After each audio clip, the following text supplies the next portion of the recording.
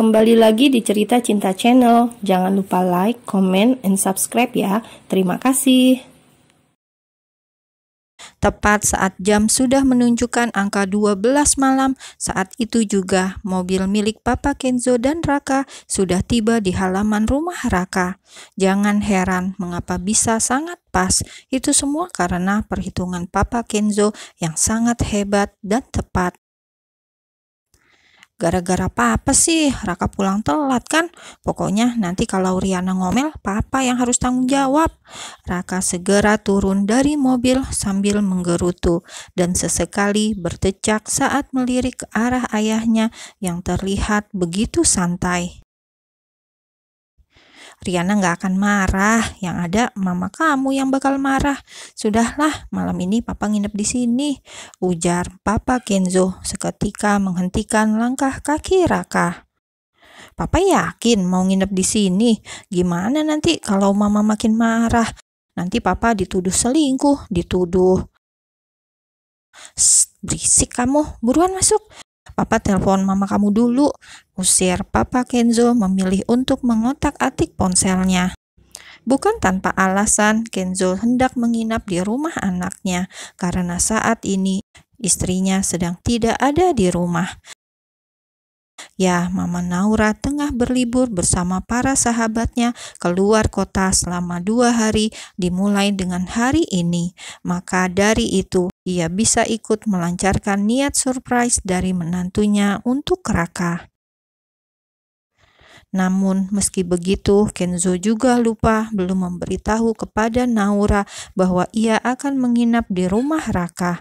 Maka dari itu, ia baru akan menghubungi istrinya dan membiarkan Raka agar masuk ke rumah lebih dulu. Sementara itu, Raka yang sudah tiba di depan pintu, ia sedikit mengerutkan dahinya saat melihat bahwa ternyata pintu utama tidak tertutup rapat, apalagi terkunci. Raka mengepalkan tangannya dengan erat.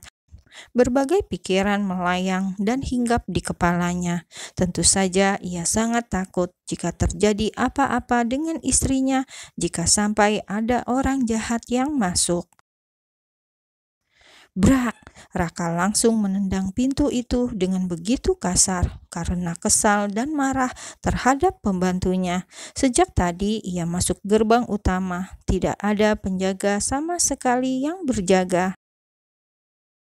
Raka sempat heran mengapa kedua satpamnya tidak berjaga di depan, sedangkan pintu gerbang tidak tertutup rapat apalagi terkunci. Tak sampai di sana dan sekarang pintu rumah yang juga tidak terkunci. Sungguh Raka sangat ingin marah dan mengamuk kepada para pekerjanya yang sudah sangat teledor. Dek! Perasaan Raka semakin campur aduk saat memasuki rumah dan tidak menemukan satu cahaya pun di sana. Semua lampu mati dan ruangan itu menjadi gelap gulita. Namun di lantai 2 masih ada satu lampu yang menyala tepat di depan tangga. Sayang, kamu di mana? Teriak Raka dengan suara bergetar karena menahan takut. Ya, Raka sedikit takut dengan kegelapan. Ia kembali mengingat kejadian beberapa hari yang lalu, di mana dirinya sampai pingsan karena sebuah bayangan jubah hitam. Riana, sayang.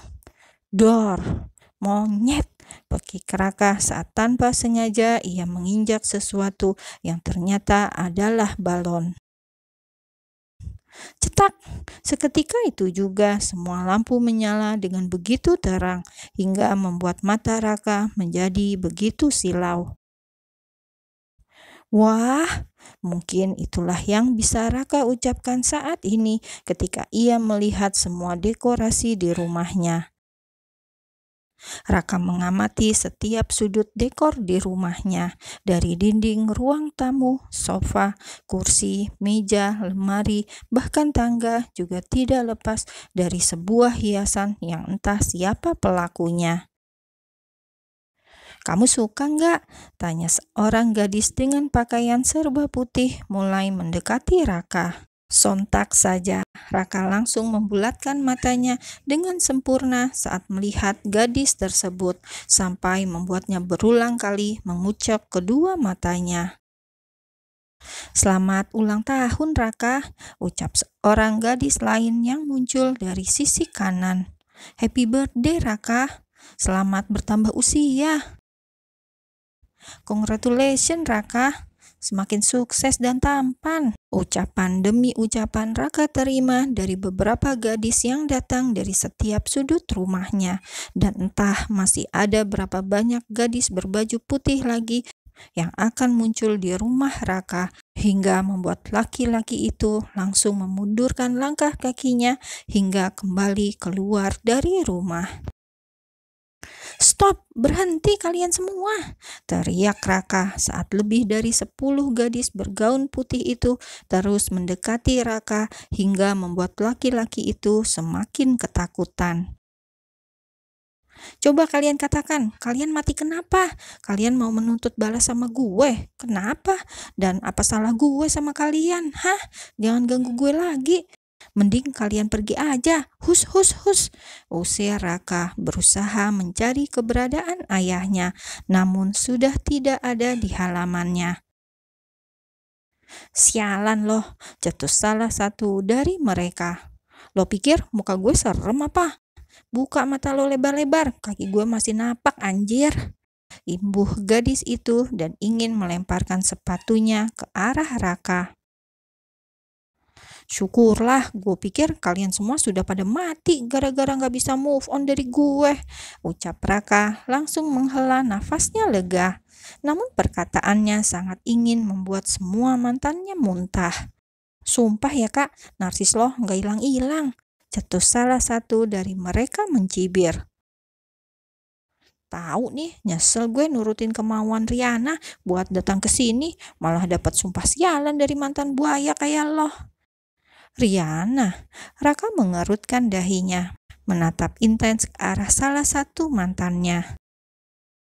Ia tak habis pikir, jadi semua ini rencana istrinya. Tapi untuk apa? Riana kurang kerjaankah sampai harus mengumpulkan semua mantannya dan mengundangnya datang ke rumah? Batin Raka. "Di mana istri gue?" "Aku di sini," jawab Riana dari dalam mobil Papa Kenzo, hingga membuat mata Raka membola dan menatapnya tak percaya. "Jadi, sejak tadi istri dan papanya berada di dalam mobil?" Riana turun dari mobil papa mertuanya dengan menggunakan sebuah dres panjang selutut berwarna merah muda dan lengan yang terbuka. Rambut tertata begitu rapi dengan riasan wajah yang ringan dan simpel, namun terlihat semakin cantik dan menawan. Riana berjalan dengan begitu pelan sambil membawa sebuah kotak berwarna hitam dengan pita putih yang akan ia berikan kepada sang suami. "Sayang, kamu..." "Selamat ulang tahun suamiku," ucap Riana segera memotong pembicaraan Raka. "Maaf sudah buat kamu takut, tapi aku suka lihat kamu ketakutan," imbuh Riana yang semakin tersenyum lebar. "Maafkan istrimu yang cantik dan baik ini ya, karena sudah menghadirkan barisan para mantan kamu di sini. Tapi kamu harus tahu kalau aku sudah tidak cemburu dengan mereka kok." "Sayang," Raka hendak protes, namun segera ditahan oleh Riana. "Kita masuk dulu, kasihan teman-teman udah nungguin kamu dari tadi." Riana mengajak suaminya, ayah mertuanya, dan juga para alumni penjaga hati Raka dulu untuk masuk ke dalam rumah. Dan benar saja, saat Raka masuk, ternyata semua sahabatnya sudah menunggu di dalam sambil duduk di sofa dan kursi. Padahal tadi saat dirinya masuk, rumah itu terlihat sepi, kosong, dan juga gelap. Tapi lihat saja sekarang, bahkan Rian dan Angkasa juga ada di sana bersama dengan Kara di tengah-tengahnya. "Kalian sengaja ngerjain gue?" tanya Raka langsung menatap tajam pada siapapun yang ada di ruangan itu kecuali istrinya. Ide Riana, jadi salahkan dia karena dia pelaku utama, jawab Kara terlihat begitu santai sambil memakan cemilannya. Ya, Bumil yang satu itu tidak bisa jauh dari kata makanan. Makanya sejak tadi ia selalu membawa toples berisi cemilan untuk ia makan. Bahkan saat bersembunyi pun, Kara masih dengan asiknya mengemil, tanpa takut jika persembunyiannya akan diketahui oleh Raka. Namun ada untungnya juga, Riana menyuruh semua mantan Raka untuk memakai gaun putih, karena hal itu bisa membuat Raka ketakutan dan konsentrasinya buyar hingga membuatnya tidak bisa mendengar jelas suara mulut Kara yang asik mengemil di belakang tangga.